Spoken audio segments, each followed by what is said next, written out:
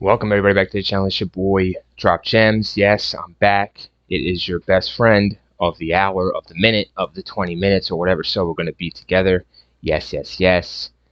And yes, let's talk about it in depth. I want to do a scene by scene breakdown review, rant, massive breakdown, rant review of Halloween Kills 2021. I have to do this because I'm such a big fan, like you guys know. I did a couple videos already here on my channel about Halloween, etc., etc. One of them was about Halloween Kills, little rant, massive fucking rant. I didn't like how it turned out, honestly. Whatever, I'm being honest. I want to redo it, and I want to do a breakdown of scene by scene of this fucking movie if I can. And I'm going to use scene by scene by doing it Wikipedia style, doing it visually, mentally, imaginatively. It's way better of a movie if you do that way. Anyways, we're going to talk about it scene by scene because there's a couple things I still want to cover on this fucktard movie. Excuse my language, of course. I'm sorry for using that. I meant to say turd, of course. That's what I want to say. Didn't mean no disrespect, as always. Listen, guys. We'll try to control my language here because I know it's not too nice to listen to. But my rants, my massive rants, I have to use language I think sums it all up. And that's it. I don't mean any harm, bite, or disrespect to the community. Alright, yeah. Anyways, check it out. So, the budget here, of course, was $20 million, as we all know, and it made $131 million. Way to go, Halloween Kills. Let's get to it. I want to break this movie down right away. So, let's get in straight away to this breakdown. So I'm going to try to go off my head if I can, but I might refer back to the plot in Wikipedia. But there's this breakdown real quick. So let's do this shit, this massive rant breakdown. Drop gems style. Let's drop gems on some real horror. So anyways, this shit is not real horror, but we're going to break it down the best we can. I'm going to be honest all the way.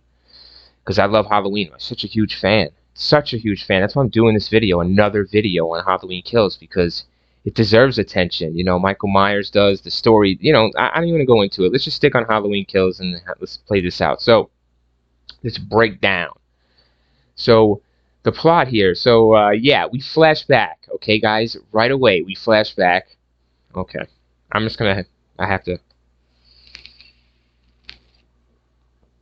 I gotta get ready for this. Because this is gonna be, look at this. This is a hell of a plot here for a movie.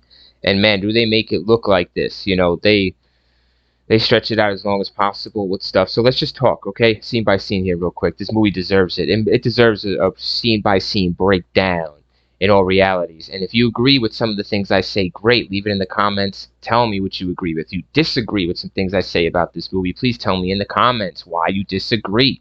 And I will read the comments and I will respond back or like it or whatever. Either way, if you know I liked it, you know I read it. So whatever. Anyways, let's get to it. So on October 31st, we start off with Hawkins. So Hawkins, there's a flashback, all right, guys? I'm just going to read it verbatim honestly, from the Wikipedia, but I try not to. I'm sorry. I want to be entertaining, right? Okay, so let's just go through it. So anyways, Hawkins is there, because I don't even remember this fucking movie. I tried to, like, block it out, like I said, when you PTSD, when you experience a bombing or something like that, you want to block that out. The trauma is so much. The shrapnel from this movie has injured my knees and my brain. So anyways, my love. So let's go to it. Yeah, so you start off with Hawkins, who's having his flashback because he's been shot. He's laid out. Cameron, the boyfriend, he's still alive. He runs up on Hawkins. He's like, oh, shit. You know, this dude's bleeding out. And you see, you like it. You like that Hawkins is still alive. So you're like, okay, they're going to do something here with Hawkins. But no, of course, he's laid up in the hospital. But let's get to it. So he flashes back. You know, of course, Cameron's calling 911 for help. There's a flashback scene. This is where we get a taste in 1978, quote unquote. Supposedly, we get a taste. So anyways, it's a corny-ass Hobbit looking, the guy from The Hobbit. It's not him, but it looks like him. It looks like somebody, it's just it looks like the dude from SNL, Fred Astaire, or whatever his name is. I don't want to look up any photo of him, but you know what I'm talking about. Fred Armistad. That's the dude from SNL. It looks just like him with a blonde wig, you know. It's corny as fuck. The character that plays Hawkins in the flashback is shit, and anyone that says he's cool and you fucking believe it is shit. And that's what they're saying. They're lying to you. Of course they are. They're protecting the Halloween trilogy, you know, the franchise as a whole, because they want to back these movies so badly because they want more and they want you to love it and they want more movies and they want people to love. I don't know. We're not going to go into that. Let's stick to Halloween Kills. So how this rant is lovely. So let's go on to Halloween Kills. and basically run through this sucker. And you see this flashback. He's chasing Michael Myers supposedly back in '78 after he got up from the 6 gunshot wounds that Loomis put into him, and he's following Michael, and Michael goes home, and there's another cop that shows up. And there's this. The scene was all right. The scene was good here. This cop is talking. You don't care what the fuck he's saying. I don't know, man. It's so fucking corny the way it is. And anyone that says this flashback scene isn't corny and you believe it, and it did so well, you're out of your fucking head. And it's John Carpenter like. You're just you're full of trash that's in my trash can right now that I'm going to take out on Thursday. That's what I should do with you and your channel and my sub that I subbed to you, and that like. I want to unlike and dislike, and you can dislike my video because I want dislikes. That sounds good to me. Do it. Hit the dislike. Give me some kind of attention. Sure. Do it. Like Michael Myers. Give me the attention. Like Laurie. Whatever. Like this movie begs for the attention. It begs to be called a violent killing spree, awesome, epic movie. Oh, I can't stand looking at these images of Laurie and this movie. Okay, so let's go to it. Let's stay on track like Michael Myers does. And Michael Myers comes out on this one cop, and it's a cool scene because he comes out. It does look like him from '78. Well done to the effects crew. Definitely, money should be there, and it is, and they use it, and it shows, and I trust them, and they should get all props in the world for this makeup, for this flashback for Michael Myers. It's all about Michael Myers, and they do it the right way, and they do it well, and of course they show respect and love for the franchise. That's why Carpenter approved it. That's the only reason why he probably approved it. So anyways, he doesn't know nobody's shit. He doesn't know Jamie Lee Curtis nothing. She owes him. Let's be real. So Hollywood owes him, right? He don't know nobody's shit. So let's go. And so he comes out, he gets the cop, and Hawkins accidentally shoots his partner while trying to shoot Michael Myers. So he shoots his partner in the neck. Michael Myers is able to drop the partner down on the ground, walk past Hawkins down to the stairs and outside. But as he does this, Michael Myers, Hawkins gets off a shot to the shoulder, and it just bounces off Michael Myers, and it's fuck you and your bullets. I'm just gonna walk downstairs. We've seen this many times, of course. This done in Halloween, nothing new. He's supernatural. Bullets bounce off him, and he just stands outside. And then this scene I want to cover because everybody loves Loomis. Okay, I love Loomis. I love Dr. Loomis. I want to call him and go on a date with him any time of the week, and for coffee, for Starbucks or Tim Hortons. We can go anywhere he wants. Up north, down south, west, east. We can meet up. I love Dr. Loomis. I love him. And of course, we all know Donald Pleasance, and they bring him back, of course. And we love that we bring him back. We want him back, guys. We always want to relive these things. Even if you're new to the Halloween series in this movie and you're just in it for the kills or whatever, or for a good night, yeah, man, it's cool seeing him. You still like him. It introduces you to him. So it's cool to bring him back. And you're like, oh, who is this guy? Maybe he's interesting. And you may look back on the movies. But this fucking thing is done so shitly in a way that you gotta give him respect and credit for trying. And I don't care about the background. I don't care to defend it. I don't care to defend it because the voice is just shit. So you have a great looking Loomis if you want to say that. I don't think so. It's okay. I believe it, I guess. But, whatever. It doesn't matter, whatever. You got the voice. The voice is the most important thing. We know in H2O, I'm not going to compare other movies, this movie, to other Halloweens, but I'm just referencing them in a flash way. So there's a voiceover with Loomis. It's good. It works. It's just a voice. So you should do something like that with the voice, just the voice, not having him in the movie trying to impress us, like nowadays bringing people back from the dead and putting them back onto the screen. I hope he got paid for this, Loomis and his family, or Donald Pleasance and his family, hopefully. I gotta hit this now, but anyways. Let's get into it. Let's fly through this shit because I'm getting unhyped, like this movie. And the more and more you watch it, the more you break it down. So anyway, yeah, you see Loomis. You don't buy it with his voice. It's corny. The line's shitty. He's like, oh, did Loomis kill again? And it's like, what are you talking about? Obviously, he did. He did something. The cops are after him. They say he's a murdering fuck. He's a murdering fuck. What kind of line is that to give Loomis? You guys are boneheaded dead. And I'm telling you, all the channels that hype up Halloween, and I see them and I watch them because that's what I do, my homework. And I tell the real truth. And you're not telling the truth to your audience. Okay? You're afraid that your numbers are going to dwindle because you're telling the truth now. And you're big now. And you're finally getting some steam and shit. And people are like looking to you for the latest news and for the latest updates and for the real opinion on trailers and the next movie and this movie and that scene. And All right, going on a rant. I love it. Halloween rant. And yeah, anyways, the dude that plays Michael Myers, of course, he's awesome. Props to Jude Courtney in this movie. He's, of course, legendary. And he does it in 2018, and he brings it in Halloween Kills. Can't wait to see him in Ends. No doubt, Michael Myers all the way, of course. But don't fucking tell a lie. Shame on you for telling lies and believing your lies at night. You're terrible. So let's just break this more down, this plot and these scenes. So yeah, after this Loomis scene, they see Michael Myers outside, bada, and he does what he does and shit, and they arrest him, and you know how that goes. Boom. So you skip forward to Halloween. I'm gonna try to sum this up, man, because it's really not hard to sum up. You skip forward to Halloween night, and it's 40 years later, of course, 2018, same night. How Laurie's in the hospital, her daughter's in the hospital, the granddaughter's in the hospital. You see that they see some people that are dead, that have come murdered through the night. They try to play with your emotions. They try to get you emotional. They try to get you to feel for Laurie. Laurie's next to Hawkins in the hospital bed. They're going to talk it out about Michael, and they do that throughout the film. Not really going to cover that much, blah blah blah. So they end up. That's already covered that. Hawkins is just, they leave him in the bed, dead. Like he might as well be dead. They just leave him there laying there. He's no force to be reckoned with. He doesn't do anything in the movie. He doesn't hold a Loomis role like he should, or something like that. Hold something, do something. He doesn't do anything. So, and neither does Laurie, of course, which is well played. She shouldn't do shit. So let's go to it. She doesn't do shit. Laurie, it's mostly focuses on the daughter Karen, of course, and Allison a little bit, and these new characters, Lonnie Lamb, and I hate this part. So Lonnie Lamb is, of course, the father of Cameron, the dude that found Hawkins. Anyways, you meet up with them at a bar, and you like Lindsay, and you just hate Tommy Doyle, of course. I'm not going to go into that much. You know what's up. And Marion from back in the day, you don't care. She gets murked, which is cool. I like that part. And Lindsay, you like Lindsay. You want her to live. She does. They should do more with her and Ends, whatever you want to talk about in this movie. They should have done more. She was a great actress. She was very believable. Damn, that was impressive. I just can't believe Lindsay's role here. It was really cool. Props to her. So go to it. Mike goes on a killing spree. He meets up.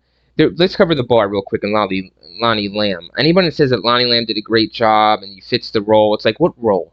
What does he mean he fits the role, the type of Lonnie? Who the fuck is Lonnie?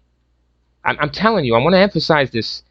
You guys know what I'm saying. Like, what? And he's just a curly-headed fuck who says, oh, he's going to Michael Myers' house. And he does nothing, and he dies. He dies. He gets murked, hung in the attic, Now I'm remembering as we go through this shit. Hung in the attic, I thought that was, yeah, man, typical. That's what should happen to him, for going in the house alone with a flashlight in 2021, or whatever, the 2018 night. You fuck you. He gets what's coming to him, of course. But this bar scene is supposed to impress you. It's supposed to give you a background of these characters, and I'm not going to analyze it like everybody does. I'm not, because it's not worth it to do it. I'm getting stuck looking at this because I don't even look at the trailer. I'll stick with that. I'll stick with the images. And anyways, so in the bar, yeah, they are. And in the bar, and there's some people there, and they're like, "Oh, shut up and shit! You're too loud and everything." I don't get this part. I just don't get how they introduce new characters to get killed, and that's fine. I don't mind that, but the way they do it is just so cheesy. Like, it would never happen. Like, that shit wouldn't happen. I'm just thinking in my head, like, what the fuck? Like, who says that and who does that? Like, it's a fight breaking out. It's like, okay, the guy didn't come there to have a good time. Like, I don't get it. Like, anyways, there's this part where they come out the bar, and Tommy grabs a baseball bat in 2018, because he's like that. And he's FAT, so he's gonna get up in there and just wreck some ass, and he gets the bat and everybody follows him and shit. He's so fucking out of shape looking, and it's just terrible. It's just nasty. It's nasty to have him in this film, Anthony Michael Hall. To have him in here on this role. It's a disrespect and spit in the face to all Halloween fans. There's no thought put into it. It's just a name to throw to it, like, oh, let's appease the fans and get a name in there as Tommy Doyle, because Paul Rudd turned it down. And, I don't want to get into it too much. See, that's the thing about this movie. It just doesn't amp me up. It doesn't put me in the zone to talk about it. But it has to be talked about, people. This is a hard thing to talk about. I know. It's so hard. I know. I'm going to cry myself. So let's get to it. And blah, blah, blah, fuck yeah. So Michael goes around killing a couple people and shit. And I he does what he does. And he murks people. And it's violent. And it's intense and shit like that. So whatever, right? Michael, props to you.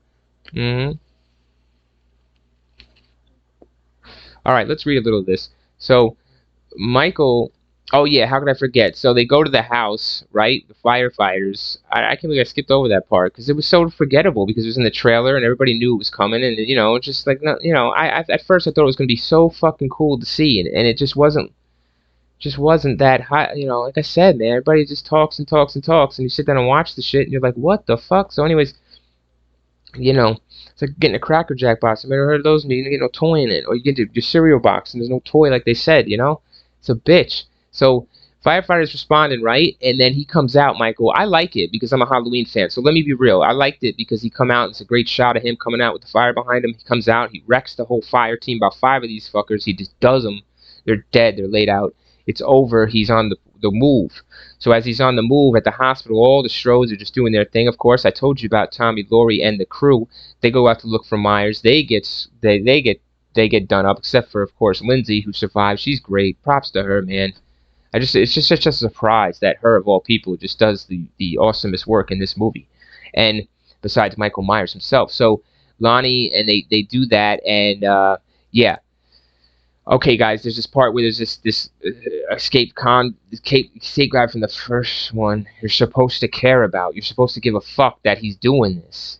It's just to turn the people into psycho murderers and ranting, raving lunatics. To turn the mob into killers. Is put this poor bastard into this car and have him be mistaken. And he's laughing at this one part. He's laughing as he drives the car away and escapes them. Like he's laughing giddy, like that was cool and shit. Like, see, and people say, well, he deserved to get what he got, but he was laughing at what he was doing. And you say, okay, well, he's mentally ill, and I understand. I'm not playing games with mentally ill people, so let's not say all that. So let's just stick to what the movie showed us and what it displayed on screen, and that's what it did. It displayed that on screen. So we're just like, huh? Like, why is this happening? We're thinking something like, is he in cahoots with Michael? Like, see, that's the thing about this shit. They just throw shit in there and don't think about what the audience is gonna make assumptions of, and that's what we should be doing, making assumptions, guessing, keep us guessing through the movie in our heads. That's what a good movie should do, a good suspense horror movie. Thriller, if you want to put twists in there and crazy shit and make it entertaining for the second one. Fuck you. You just rely on kills and blood and murder. That's fine, man. Anyways, and laughs. Danny McBride over there. Love you, Danny. Love the fucking writing. You're wonderful. More movies from you, buddy. Oh, sorry, no. Just this trilogy that you signed up for. I'm sure you wrote a contract. No matter what, you'd have to do the 3, or you did them in advance. Anyways, I'm not going to get into that. Let's go Halloween Kills. Let's wrap this shit up so I can get off this mic. Fucking stop talking about this movie, but I can't. It's just dumb. So, anyways, they meet up and Tommy forms a mob, right? Because he's at the hospital and he's like, and I'm not going to cover the Evil Dies Tonight chant and all that. You all heard it a million times on every other channel. I'm trying to do my opinion on this fresh out the box, fresh from the heart and mind and soul when I saw it. So anyways, they do that chant and they go out and they look for Myers. And yeah, Karen is informed that Michael is still alive and withholds that information from Lloyd to help her allow her to recover, which is fine. Keep her at the hospital to continue on to the next movie. I'm fine with that. Allison reconciles with Cameron and they go on the hunt. That's cool. You want to see that reconciliation and you want to see them go back. These two characters you do feel for, Allison and Cameron. Well played. And she joins Tommy's mom to avenge her own father's death. No doubt about it. Laurie and Hawkins both awaken in the same room and reminisce, like I told you, about their former relationship, while warning the Haddonfield community to stay inside their houses. Marion, Vanessa, and her husband Marcus are killed by Michael, like I just told you. Lindsay escapes and is found alive by Tommy, blah, blah, blah. The group map out Michael's path, okay, guys? And it is given motive. They're given motive. Now, a faceless beast, a paranormal activity person, somebody paranormal wouldn't have a motive or purpose like they're trying to say. That's what they intertwine these two things. Paranormal, no purpose, just is because. Okay, no. The group map out Michael's path and his victim's location deduce. They come to the conclusion that he's heading towards his childhood home. So on the way to his home, or he wants to get to his home this whole motherfucking time, these whole 2 movies, he's got a motive, he's got a purpose, he is human to a degree. Why is he superhuman? Like he should be going to the graveyard or going to heaven or hell or wherever he needs to go. But no, they're saying he has a motive, he has a purpose. So let's be clear about that. Anyways, stay on track, running this show here. The group map out of Michael's path, right? So they map it out. Stay on path, drop your gems, and the group map out the path, blah, blah, blah. So they go to his home. That's what you want to do when there's a serial killer coming, to stop him. You don't want to call the police and get a whole squad over there to, maybe ambush him like in 4, like in 5 or whatever. You shit on other movies, whatever. I'm not going to compare them, of course. Let's stay on the track. So they don't call nobody else. They just say, we can take care of this. We were attacked already this night. That makes us qualified. The trauma that we went through tonight, seeing the death, being a part of it, surviving this guy makes us, heroes, and we're ready to do this shit. So anyways, I didn't want to talk about it. So they grab guns because they're qualified to use them. They are. So they grab the guns because it's Laurie's family, right? They're all experienced in guns. But the Karen was against that, so I know she didn't teach it to Allison. So she probably wanted Allison to stay away from guns completely. Let's not go into this. So I don't know how she's so good with this. So her daughter Annie was killed. Let's go to this. I'm skipping ahead here. Lindsay escapes and is found alive, of course, by Tommy. They bring her to the hospital, and that's it. You don't see more Lindsay. You should. It's good. The group map out of like I said, and they reunite with Brackett here. This is a legacy character. Let's just sum that shit up, and you don't care. Explain it to me, Wikipedia. His daughter was Annie, blah, blah, blah, from the 78 show. You're supposed to care. You don't. Fuck him. He gets what's coming to him anyways, and blah, blah, blah. So let's get to the end of this shit and wrap this up. So the fugitive guy that you've seen that said was laughing, his name is supposedly Lance Tovilli. How do they get that name? Anyways, he's a convict from the damn prison and the hospital. Oh, man, like this shit, are we supposed to care, guys? And I always use that phrase, care, because Care Bear, like, this movie, you're supposed to care in some way. Like, that's what movies do. Get in your inners. Get in your feelings. This movie does not do that. It just makes me a bonehead. It makes me, I'm dumb, guys. I am. Vanessa's car, who escaped alongside Michael when their bus crash, arrives and is mistaken for Michael. I think he's Michael's. The mob is going to kill him. And Karen's like, no, I'm the only one that can stop this. Karen's the only one in this whole hospital that isn't ravaged by Evil Dies Tonight, even though her whole family was almost murdered by this sucker, Michael Myers. She's not with that. She's not. Doesn't matter who it is. Get whoever is Michael Myers. Okay, they don't know. In the beginning of the movie, though, the cops are like, it's Michael Myers, and he has a mask on, so they know. The cops fucking know. There's cops there. But like, yo, shut the fuck up. It ain't. Or something. We all know. They show a mugshot in 2018 on the TV at one time of Michael Myers the same night. In 2018, I believe there is a mugshot of him shown on the TV and it's blurred out in the background. Don't fuck with me. Inconsistent writing, trash writing. Danny McBride, you are to blame 100%. Written by Danny McBride. He is a comedian. He is fucking a comedian. He's a producer and writer. Look, guys, he's a writer and he produces films that are so successful we can name them all off the back of our hand. He is a household name, and so is his shows. No, they're not. They're in the drawer, man, like that kitchen knife that you never use. That shit's in the back. Same thing with Danny McBride and his movies and shows and his writing. Anyways, so I'm wrapping this shit up. It's too long. So let's get to the end of this. So anyways, the fugitive dies. He jumps out the window, which is a cool part. It was a cool part, but it's just like the reason behind it and the story that made it and all that shit doesn't. You just don't care about it. You're just like, okay, this is just, and they come out and like, oh shit, it ain't Michael Myers, the guy, the old school dude, he's like, oh man, that ain't, the legacy guy, Brackett is like, oh, that ain't Myers, and he didn't try before, he just doesn't, now it's just all coming to his head, right? I'm sorry. Laurie urges Karen to work with Tommy to hunt Michael down, which they do. Elsewhere, Lonnie, they like, Michael's in here. I don't even want to cover the scene with Big John, Little John. I'm going to skip this shit. I want to cut this before I cut other things on, and it's just crazy. Lonnie enters Michael's home alone and is killed. Just like I said, point blank. Thank you, Wikipedia. Lonnie enters Michael's home alone and is killed. Do it, guys. You should have had Macaulay Culkin with him when he's home alone, because then you would have set the traps, and Michael would have been big shit then. Anyways, Allison and Cameron rush inside and find his corpse. They're attacked by Michael, and he murders Mr. Cameron. And this is where I'm going to freestyle the rest. But, Cameron is killed in a very cool way, a very brutal way, a very slow way, a very Michael Myers way. And you got it. I'm smiling when I think about it because, man, he gave him the works. And, oh, shit, what a scary little thing coming at you, boy, when he... wow, what a scary moment, really scared me, that part. I was like, this guy's a problem. Michael Myers is a problem in this movie. when I saw that kill on Cameron.